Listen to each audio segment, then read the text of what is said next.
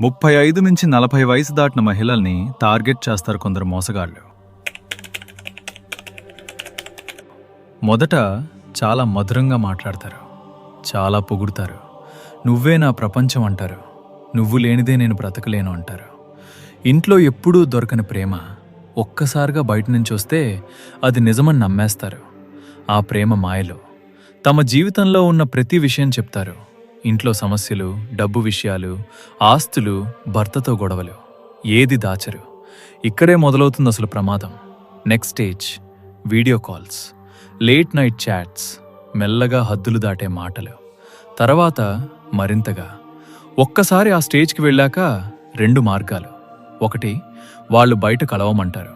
Hotels, rooms, నీకోసమే అన్నీ వదిలేసా అని చెప్పించి డబ్బు, నగలు తీసుకుంటారు. మరికొందరు అక్కడే వదిలేసి వెళ్ళిపోతారు.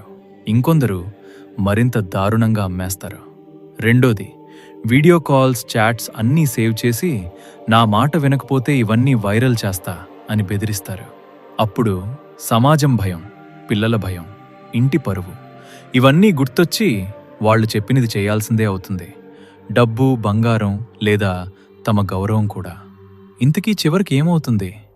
వాళ్ళకు మీ దగ్గర నుంచి ఏమీ రాకపోతే మిమ్మల్ని వదిలేసి వెళ్ళిపోతారు. కానీ మీ జీవితం మాత్రం ముందులా ఉండదు. కొన్ని పాఠాలు, కొన్ని జీవితాల మూల్యం చాలా లేట్గా తెలుస్తుంది. మీకోసం, మీ కుటుంబం కోసం. మీ భర్త పగలు రాత్రి కష్టపడుతున్నాడు, అతనికి మీరు తోడుగా ఉంటే ప్రతి ఇల్లు భూలోక స్వర్గం అవుతుంది.